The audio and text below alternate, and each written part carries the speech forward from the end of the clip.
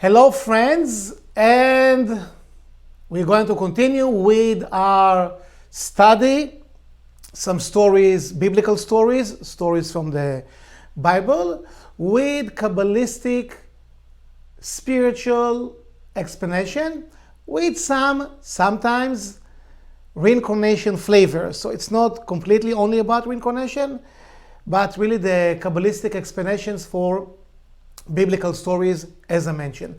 Today we're going to speak about Samson.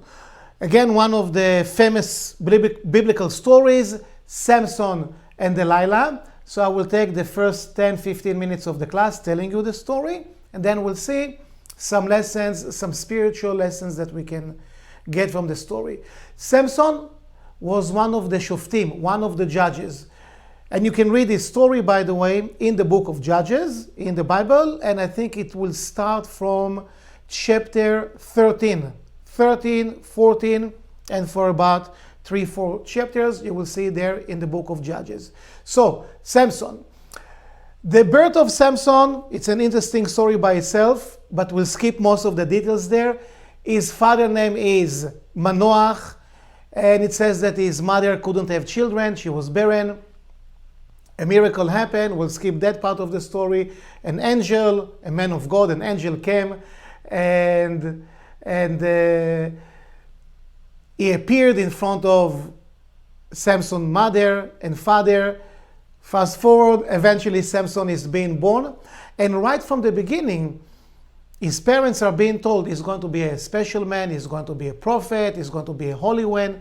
A man is going to be Nazir, a Nazarite. So of course he will grow his hair, never got any kind of a haircut, and also staying away from any kind of alcohol. Back then it was mainly wine, but not only wine, grapes, and any kind of grapes product, including of course wine and alcohol. Fast forward, Samson was from the tribe of Dan. Dan is one of the 12 tribes, and it was very close to what we call today Gaza Strip in Israel, yes? So Gaza Strip, Peleshet, it means it was the land of the Plishtim, the Philistines. Samson, he visited the Philistines a lot. He found this nice woman, good-looking woman. I'm sure that you heard about Samson and Delilah. This woman is not Delilah. The part with Delilah will be in the last episode of the story. Anyway, he's talking to his father. He says, please, can you ask for her hand from her parents? And his father is saying, can't you find a nice woman, nice girl from our tribe? Do you have to go to the Philistines? And Samson is saying, I like her. She looks good. I like her. I want to get married with her. And then there is a funny paragraph or a verse in the Bible itself, and it says that Manoach, Samson's father, didn't know that everything that Samson is doing is actually kind of a part of a master plan of the Creator. And I will tell you first the verse in Hebrew, because you know, even when you translate from the original language of the Bible, from Hebrew to any translation of the Bible, either it's Gideon's or King James version of the translation, it never tells you the story underneath the story. So it says, Samson's father didn't understand what's going on. And the verse is saying that it's coming from God, parts of the Creator's master plan. Ki to'ana u'mevakesh.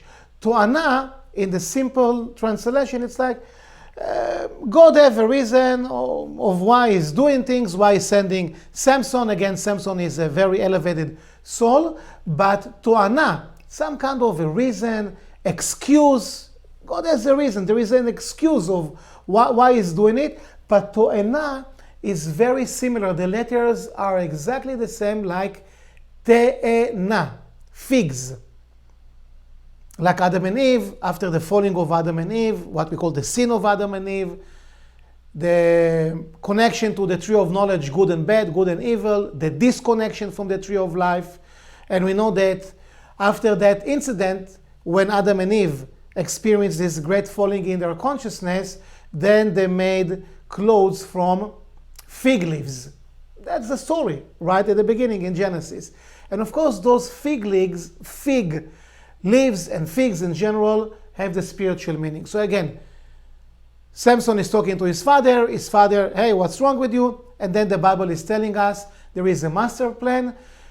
The Creator is preparing something here, to'ena, an excuse or a reason, which is similar to the word fig. So they're going to Peleshet, again, the general area, I'm skipping many details, of Gaza stripe of today in Israel. And Samson's parents meet the girl's parents. Meanwhile, Samson is taking a walk in the neighborhood, outside in the countryside. He meets a lion. There is a wrestling match. Samson kills the lion. Going back to his girlfriend parents. Okay, and after a while, after a few days, he's going again, taking a trip there in the countryside outside of the city. And he has in his mind, I want to visit the lion, the dead body. Within the dead body of the lion, there is a beehive, bees and manufacturing honey. Samson taking from the honey, he eats it. A weird concept, yes. A beehive in the dead body of a lion, plenty of honey. He takes from the honey, he eats, he serves to his parents, his mother and father. And then, when he's going to the wedding party, the wedding party was going on for 7 days. A long feast, yes? And he has 30 friends from the Philistines. Kind of the groommates, if you like. And they're celebrating again for a week. And Samson is telling them, I have a riddle. If you're going to guess, if you're going to give me the right answer by the end of these 7 days of the feast, the wedding celebration, if you're going to figure out the riddle, I will give you 30 very expensive outfits, clothes. I will take care of you. If you're not going to figure out, you have to do that for me. You have to pay it for me. And of course, Samson's friends, which are not really his friends, yes, but they're from the Philistines and something is going on there. They go to Samson's wife and they're telling her, you are like us, you from our nation, the Philistines, and talk to Samson and kind of squeeze him a little bit. He's your fresh husband, you just got married, right? And we want to know the answer for this riddle. She tries, and Samson says, no, I cannot tell you. But after 7 days, Samson, cannot take it anymore, and he tells his wife the secret. The riddle that he asked is from, in Hebrew, מהאוכל יצא מאכל, from the eater. Of course, he relates to the lion, the eater, yes? From the eater came something to eat. ומאז יצא מתוק. And from strong, meaning the lion, sweetness came out. That will be the honey. So that's the riddle that is telling them. Eventually his wife, she reveals the secret. She's telling her the secret to her Philistines friends. And of course they telling Samson, well, that's the answer. It's this incident that happened to you with the lion and the honey that you got there, everything I just told you. Samson knew that it was his wife that revealed the secret. He's like, I'm not going to stay quiet about it. He's going again in this part of Israel, what we call today the Gaza Strip. He finds some other 30 Philistines. It's not clear if he completely kills them or just beating up those Philistines, 30 of them, harshly. Take their expensive suits, outfits, and give it to the 30 guys that celebrated with him. And of course, he's very upset. He's going back to his father's house. The Philistines also are very upset, right? After a short period of time, Samson wants to meet with his wife again, but her father is telling Samson, I'm sorry, you disappeared for a few days. I gave my daughter to another man from the Philistines. Samson gets very upset. Listen to the next story. He figures out how to hunt down 300 foxes. Okay, so he gets these 300 foxes. He ties together their tails and he put a torch, fire in between, and he sent those 300 foxes into the fields and the vineyards of the Philistines. But again, those foxes are 300 of them carrying fire. And he burned wheat fields, vineyards. He destroys a lot. The Philistines are very upset. What's happening? They try to figure out, well, it's Samson. Why Samson did it? Well, because he's upset with his wife and her father, which are Philistines as well. So the Philistines, they execute Samson's wife and her father, Philistines too, as I mentioned. They're burning them to the stake. Execution, killing them. Samson is very upset. I will take revenge, no problem. Meanwhile, he's hiding in a cave. Now, at the same time as the Philistines, their military force is overpowering the tribe of Judah from the 12 tribes. And the Philistines, the military force, coming to the tribe of Judah and says, listen, you have to hand over Samson. He's a criminal on the run. You have to hand him over to us. The tribe of Judah, they don't know what to do. So they recruit 3,000 people from the tribe of Judah, 3,000. And again, every number in that story, it's all codes for different energy. 300 foxes.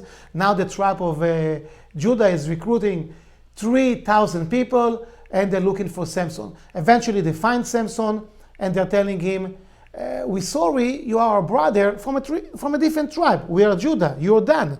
Still Israelites, but we have to hand you over to the Philistines. Otherwise they're going to revenge us. So he's telling them, okay, you're not going to kill me, but you're just going to hand me over to the Philistines. And they say yes. Of course, they tie him up with ropes and everything. They're handing up Samson to the Philistines. The Philistines are cheering. They're very happy. We got Samson, the troublemaker. But he's Samson. He's insanely strong. He's stronger than the Hulk, stronger than Superman, Iron Man. He's like unbelievable strong. In the Midrash, in the resources, when you read tales about Samson, not in the Bible, but he was a giant. That's how they are talking about him. For example, they said that his width, the width of his shoulders were about like 50 feet. I mean, it's not even human being. It's crazy. 60 feet, only about 30 meters, the width of his shoulders. Okay. The tribe of Judah, they're handing over Samson to the Philistines. The Philistines, as I said, they're cheering, they're happy. We got our enemy. Samson break through the ropes, and he finds lechi chamor, the jawbone of a donkey. Yes, this piece, the cheekbone of a donkey. He takes it like an axe and he kills 1,000 Philistines. Again, another fantastic story. With the jawbone of a donkey, he kills 1,000 Philistines. And again, the Philistines want to catch him. All the time something happens there with the Philistines. Fast forward, then he goes to the city of Gaza. He meets this prostitute woman, Zonah. He's interested in what she's selling. They do what they're doing, and the Philistines arranging some kind of an ambush. They're ambushing Samson. He knows it. At the middle of the night, he's getting out. Again, the guy is like more than Superman. That's how the tales about him are. And he takes the gate of the city of Gaza, the huge gate, and he carry it on he's breaking it, from the walls, and he's carrying it all the way to next to Hebron, the city of the patriarchs, of course. Next thing, in the same area, it's all happening in the same area. Now, my friends, he meets Delilah. Of course, he's falling in love in Delilah. The famous story there, Samson and Delilah. And she's Philistine. Her Philistine friends are telling her, you have to figure out what's the source of his strength. Why is it so strong? Why is it so strong? And she's kind of trying to get the secret from Samson. And the first thing Samson is telling her, well, if you're going to tie me up with ropes, strong ropes, thick and heavy, but they should be wet, okay? Then I lose all my powers. So when he's going to sleep, Delilah, I guess she wasn't exactly a trustworthy woman. Anyway, she puts the ropes around him, and there is an ambush, Philistines ambushing, and then she screams at him, Philistines upon you, Samson. He wakes up, breakthrough, beat up the Philistines. Delilah is telling him, you lied to me. That's not the real secret of how to take your power away from you. He says, well, yeah, put on me the ropes again, but they have to be completely new. Nobody ever used these ropes. Delilah is doing it. Ambush again, Philistines, middle of the night. Samson, Philistines attack you, and Philistines upon you. It, again, breaking through, beat up the Philistines. Third time, you lying to me. He says, well, you need to kind of take my hair and arrange it in 7 locks, and then, arrange it in a very specific way, and then I will lose my strength and power. She's doing it. Philistines upon you, Samson. Ambush. He kills the ambush soldiers again. Delilah can't take it anymore. She tells him, come on, you lied to me for 3 times. You have to tell me the truth. And she's really nudging, like, you have to tell me. And he says, Samson couldn't stand it anymore. He wanted to die. That's the language in the Bible. So eventually he says the secret to Delilah, if you shave my hair, I lose my strength. She shaves his hair, his head, of course. Philistines upon you. This time Samson lost all of his power. The Philistines take him in as a prisoner, put him in the jailhouse, and interesting things are happening there. I will skip this part. They menakrim et einav. They poked his eyes out. They made him blind. They take in Samson to their biggest temple, their version of the holy temple with their god, Dagon. And then, of course, the last scene of the movie, Samson is blind. His hair starts growing a little bit back. And then he turns to God and says, God, give me the last time this tremendous power. Is holding the 2 supporting beams, pillars of the temple, the Philistines' temple. And he's pushing, he's breaking. The temple is filled with 3,000 Philistines. And basically, the whole thing collapsed. The 3,000 Philistines die, and Samson as well. End of story. Now, Samson ruled, and he was the leader of the Israelites for about 20 years. Momo, the PowerPoint, please. So let's do a short recap, and then we'll see something. Okay. Can you make it big so I can see too? Okay. We'll go first to the end just to do a little recap on what I told you. Okay. So the story about the lion, the riddle that Samson asked is Philistine quote-unquote friends. Out of the eater came something to eat. Out of the strong came something sweet. Okay. Then we spoke about the 300 foxes and the donkey fresh jawbone and the Gaza gates. And then the things that he sent to Delilah, right? The 7 fresh wet ropes, then the new ropes, then weave the 7 locks of my head into a web, and eventually, if you cut my hair. Okay, back to me, Momo. So let's see what's the secret of everything that is happening here. We can't dwell into each one of the secrets of this amazing story. I strongly recommend to read it directly from the Bible. Judges chapter 13, 14, it's about like 3 or 4 chapters there. Very easy to find. Reincarnation a little bit. I think that I mentioned in the past, and if I didn't, I mention it now. Samson was reincarnation of Nadav. Last week we spoke about the story of King David, Bathsheba, Uriah, and we spoke about how Uriah is reincarnation of Aaron, the high priest. If you're familiar a little bit, and many of you are familiar, Aaron, that took part in the sin of the Golden Calf, of course, Aaron had 4 children. 2 of them, very elevated souls, Nadav and Avihu. They perished by the holy fire that actually burned them as they went into the Holy of Holies. And I believe that the majority of you are familiar with this story. But Nadav and Avihu are very elevated souls. Nadav and Avihu took into their souls, kind of got inheritance, a spiritual inheritance from Adam, first one, from Adam and Eve, and they got what the Zohar is calling Zihara Ila'ah, the supernal brightness. This is the most elevated light, consciousness that Adam and Eve had. The supernal brightness is in levels that we cannot even understand or grasp. Very elevated consciousness.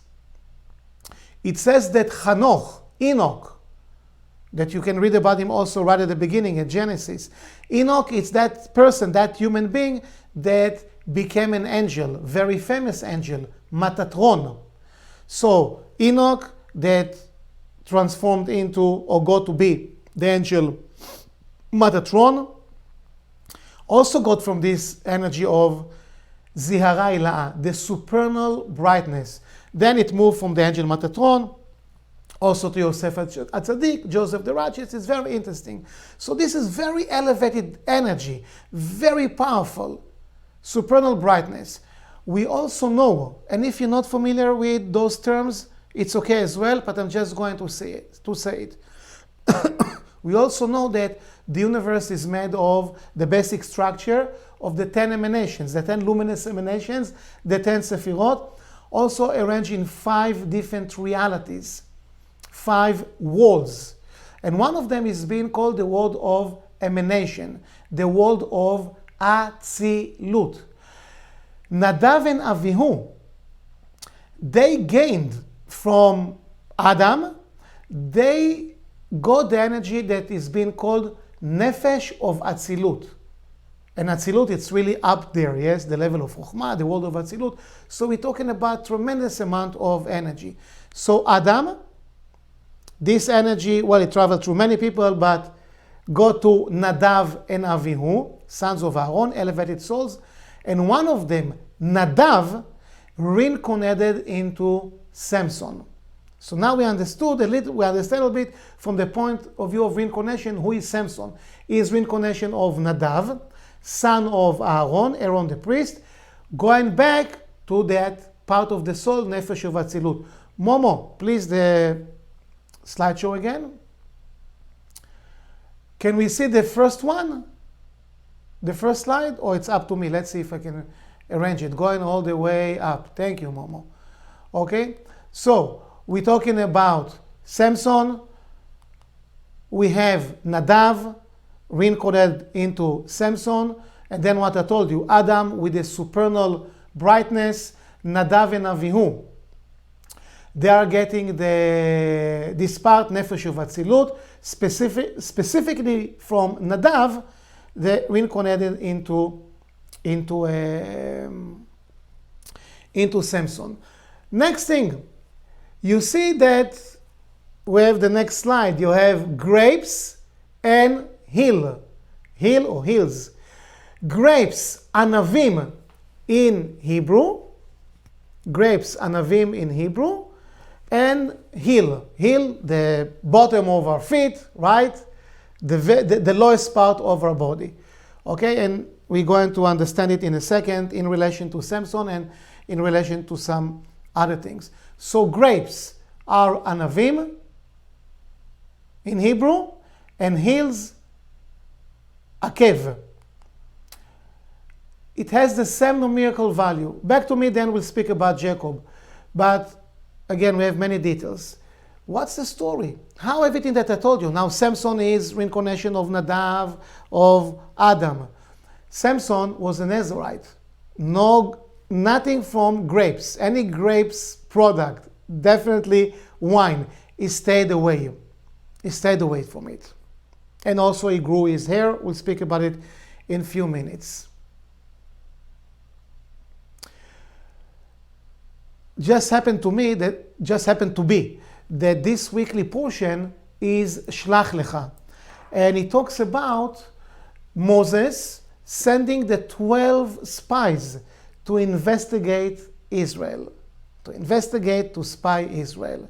When you go to the Zohar of this week, portion of Shlach Lecha, and you read paragraph 37, basically it's a quotation from the weekly portion, Shlach Lecha. The time that the spies went to investigate, to spy Israel, the time is very specific time. It says, Vayamim yemei bikurei anavim. They went to investigate, to spy the land of Israel, to see if it's the land of milk and honey, the promised land. And the days were the day where the harvest, I hope I used the right expression, but the vineyards, yes, like getting the grapes, getting the fruits. The grapes are ripe. And the Zohar is talking about something very deep. Why the Torah? Why the Torah will tell us this piece of information that is not really that valuable, or why is it important for me to know that when the spies went to Israel, it was the days of harvesting, the first grapefruits just came out. Why is it so important?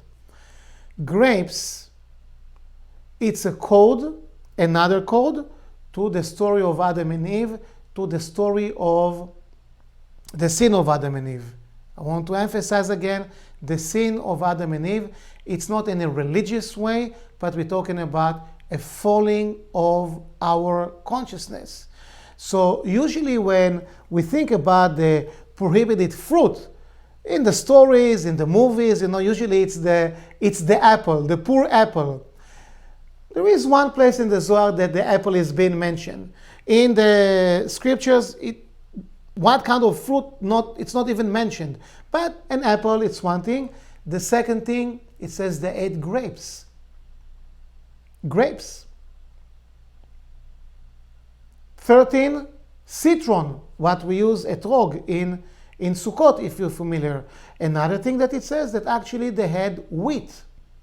So, apple, grapes, wheat, citron, and figs. I forgot to mention, I mentioned it at the beginning, yes, that in the story of Samson, the word fig is being mentioned too. So let's see again this verse in the Zohar of Shlach Lecha, paragraph Lamed Zayin, and it says, why the days of, the first grapes are coming out, why is it being mentioned? But the Zohar is telling us those days are the days of our lives, and basically it all connected to the grapes kind of tree. It's not the best expression, but we're talking about the tree of knowledge, good and bad, that is made, or it's kind of grapes in that sense. Back to Samson. The Ari, when we read the secrets of the biblical stories in the Ari, now that we understand that when the Zohar explains what happened there with the spies, the 12 chieftains of the tribes that Moses sent to investigate and spy Israel, the whole thing was repetition on the sin of Adam and Eve.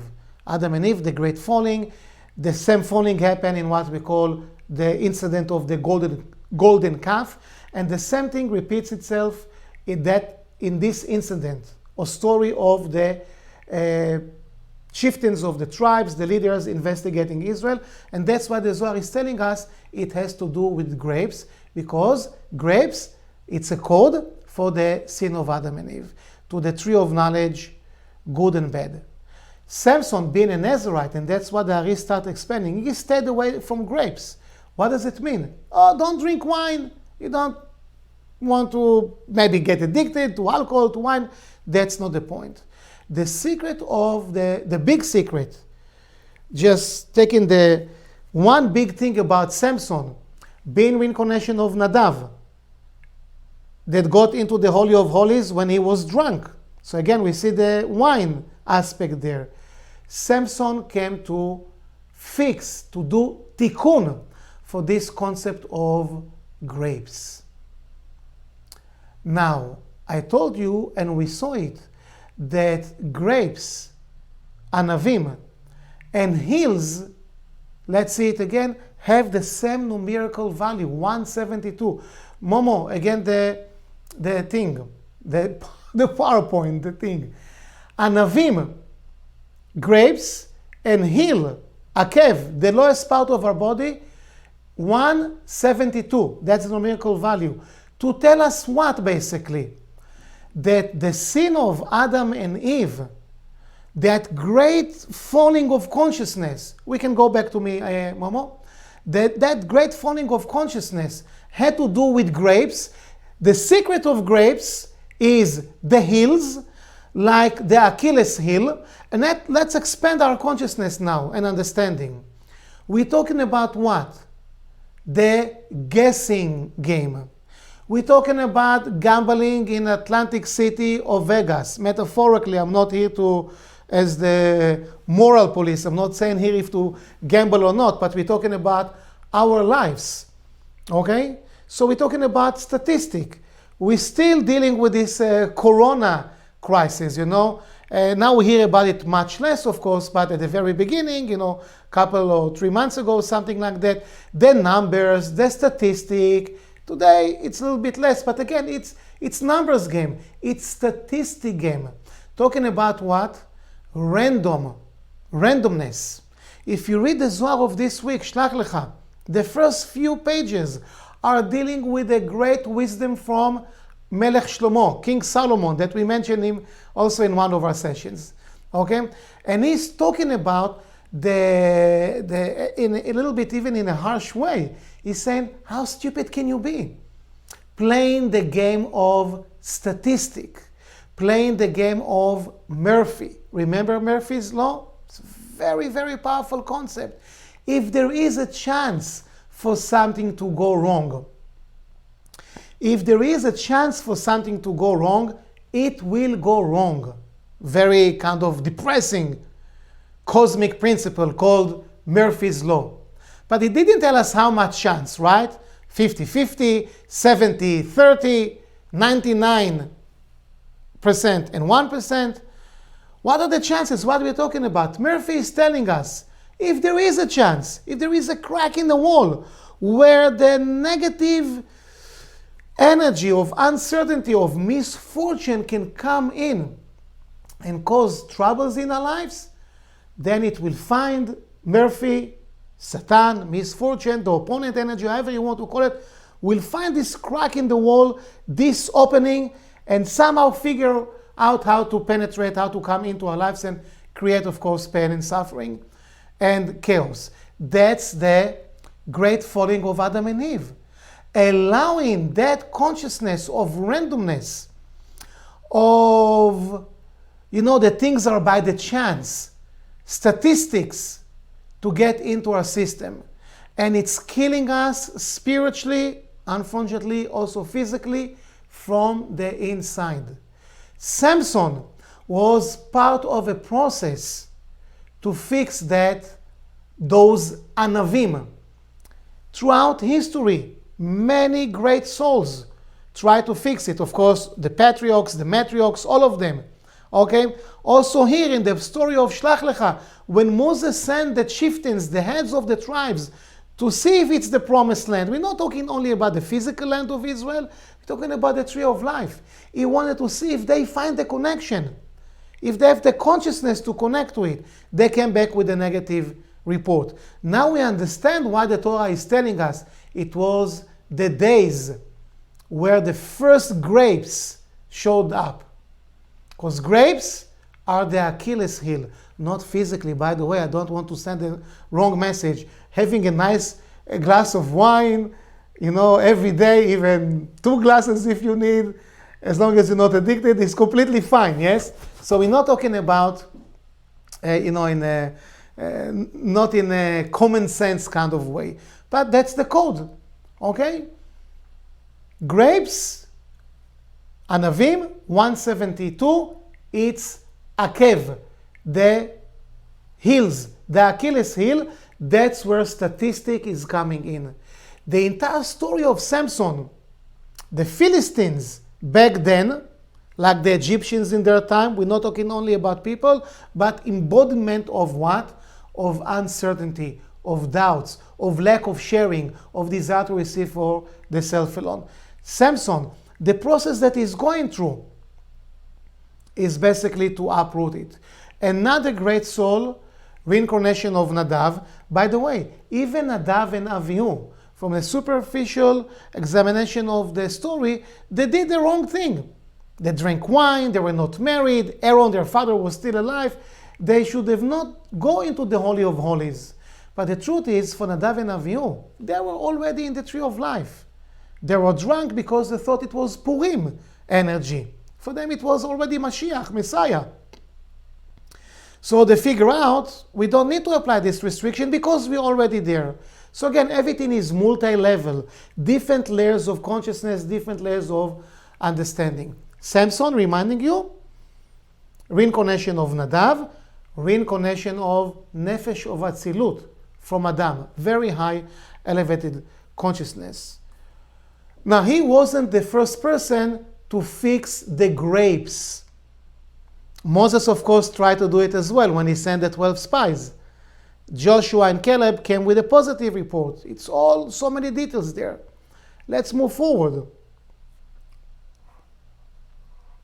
So he's trying to fix that specific aspect of our great falling of consciousness into the realm of the tree of knowledge, good and bad, statistic, things are by the chance, things are random, no certainty, only doubts. He wants to fix it. Jacob the patriarch also tried to fix it. I mean, they all paved the road for us.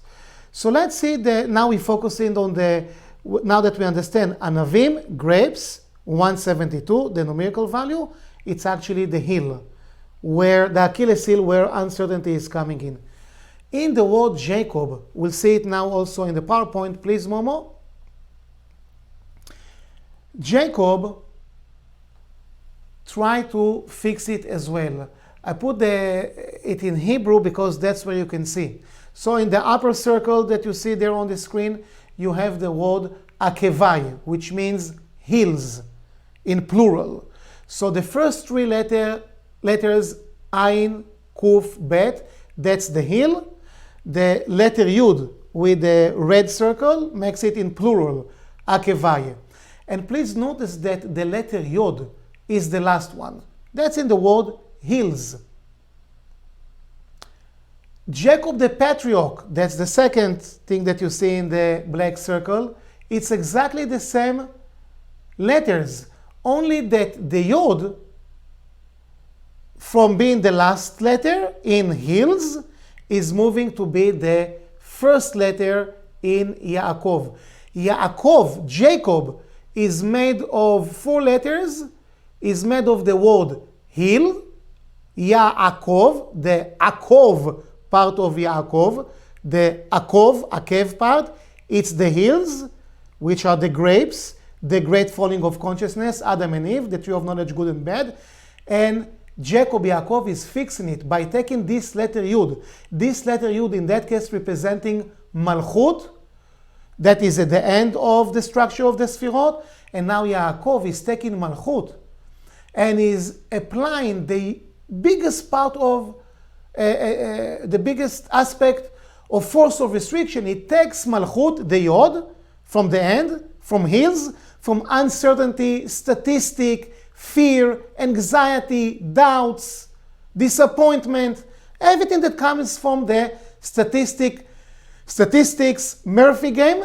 He takes this Yud and he elevates it all the way to the head, to the Keter.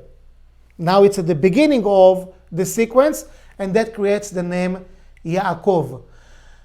In the Hebrew edition of the Zohar, there is a very lengthy kind of discourse from Rav Ashlag. Unfortunately, it's not available yet in the English Zohar. But I can tell you where you can read about it without the long explanation. Still, you can read about it. Give me a second and I will tell you. So in Bereshit, in Bereshit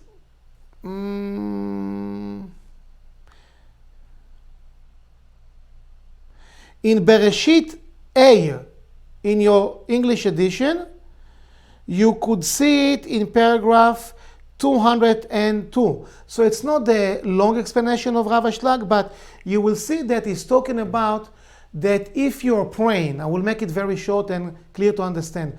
It says if you're praying, you're doing your meditation, you're praying from a book, you're praying. And a snake comes, and the snake is wrapping himself around your heel. I will stop praying. I will scream, I will yell, I will call somebody to help me. I will try maybe to kill the snake. I will freak out if a snake is kind of, around my heels.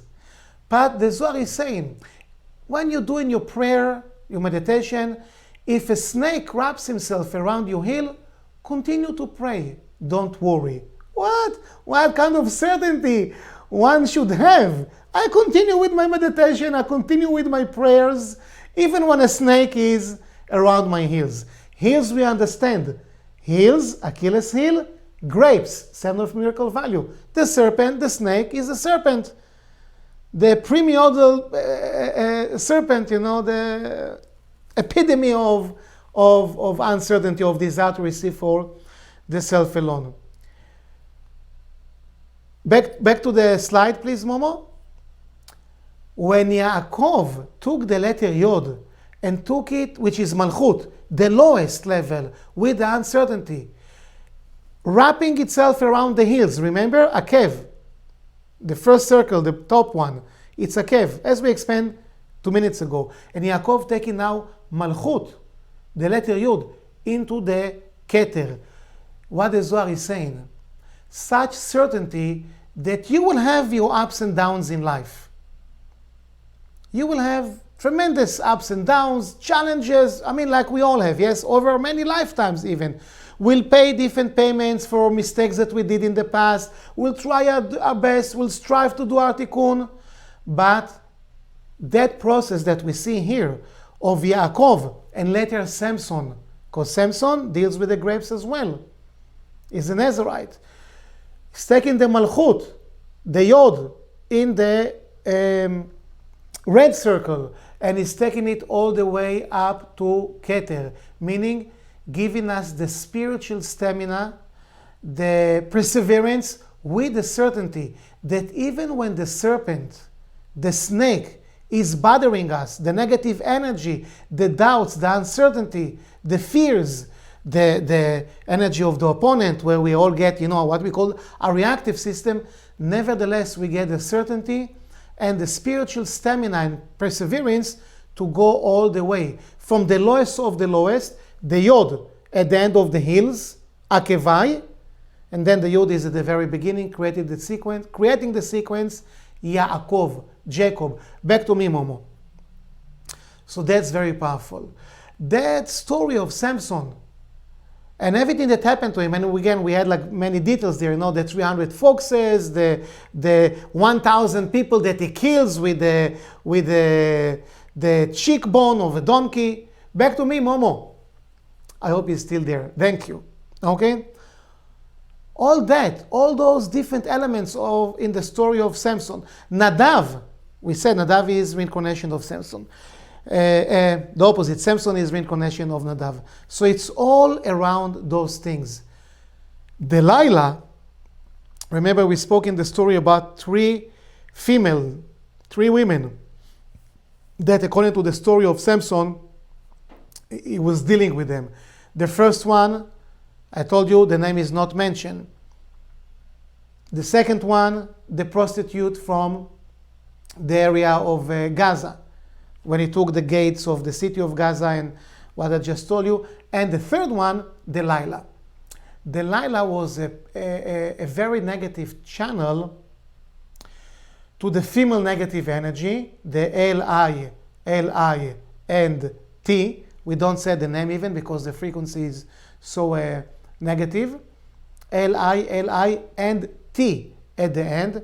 Even within the word Delilah, you can hear these two letters L, yes, Delilah, okay? So she was a channel of this kind of negativity. PowerPoint, please, Momo. We understood the Jacob, the hill. We understood now why Samson was a Nazarite, staying away from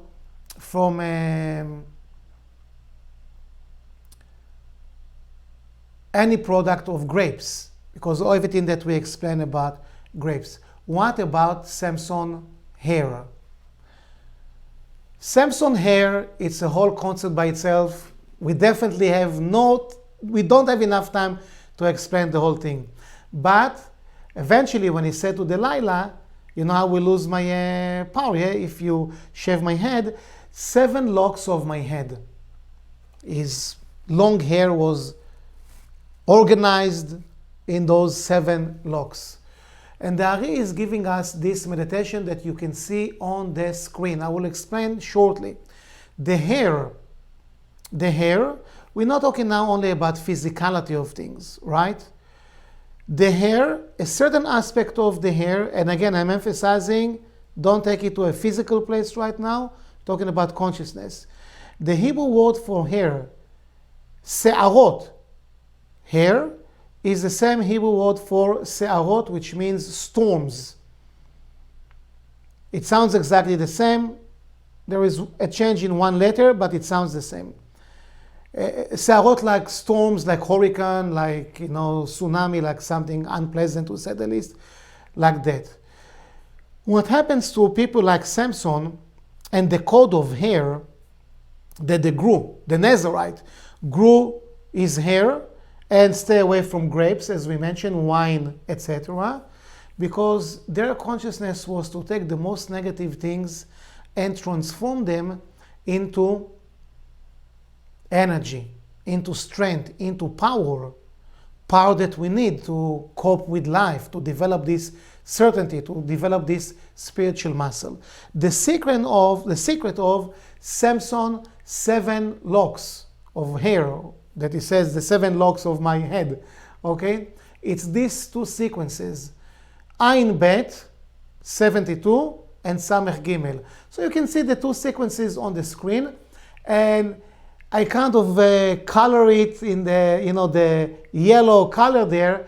There are 7 letters Yud in those 2 sequences. In the upper one, which is the tetragrammaton with specific spelling, that's the level of Chokhmah. You can see 4 Yods, 4 of them, in the yellow kind of color there, yes? And the second sequence, Samech Gimel, another spelling of the tetragrammaton that relates to the level of Binah, you can see 3. So 4 and 3, 7, 7 times Yod. 7 times Yod, the 7 locks of, you know, Samson hair. 7 times the letter Yod. Remember the letter Yod? 7 times the letter Yod, which is the meditation for Samson hair. The letter Yod is what we spoke about a few minutes ago. Taking the hills, statistics, uncertainty, random, things are by the chance, doubts, fears. Taking the letter Yud, now putting it in the Keter. Malchut elevates to Keter. Basically, and let's see that one again, the 7 Yods. So that's the secret of the Samson hair. Back to me, Momo. So this letter Yod, we're talking about what that we saw Jacob also being involved in the process, the spies that Moses sent, the story of this week, Shlach Lecha, or if you see it in any other week, it's the portion of Shlach Lecha, story of the spies again. Okay, it was another way to fix what's happening here in the tree of knowledge, good and bad. Tree of knowledge, good and evil.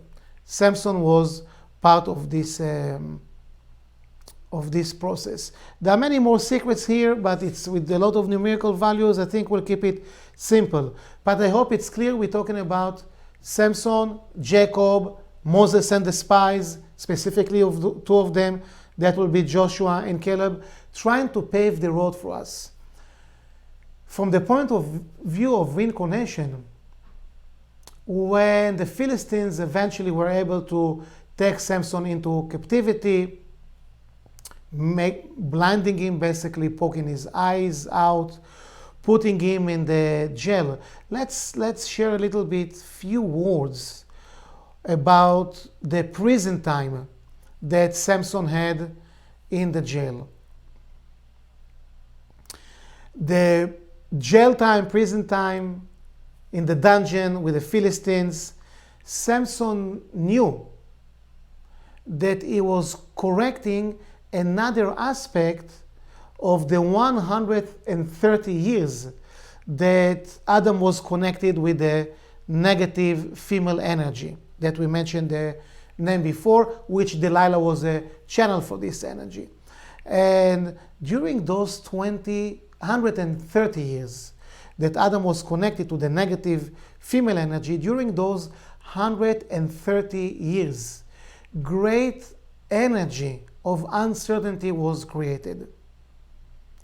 We can say easily it's the source, the energetic source, those 130 years that Adam was there, not with Eve, with the other one.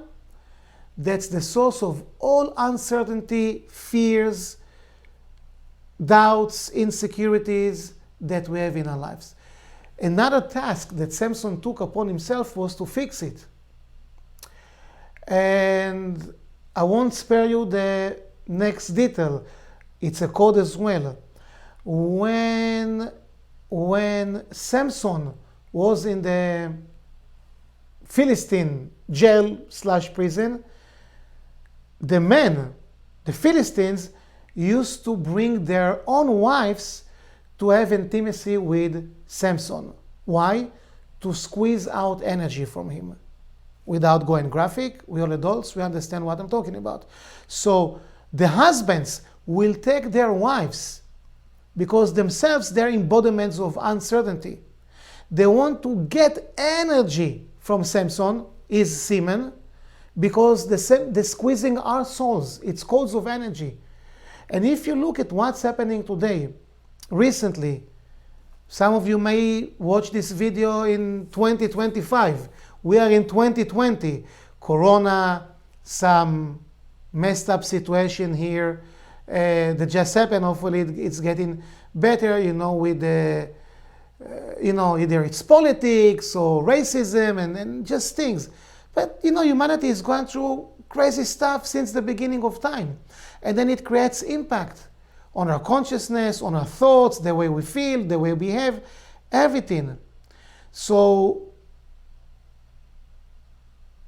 what we want to understand, that everything that we observe, everything that we relate to, that we're experiencing, it's one way to be in the lower level, the tree of knowledge, good and bad, the grapes, the hill, where statistics, uncertainty, randomness, by the chance is going into the game, or Samson, that want to take us, Samson, Nadav, yes, the reincarnation, all the way to Adam and Eve, and even we mentioned Jacob, and of course it's some other people who are involved in the story, how to go back to the tree of life.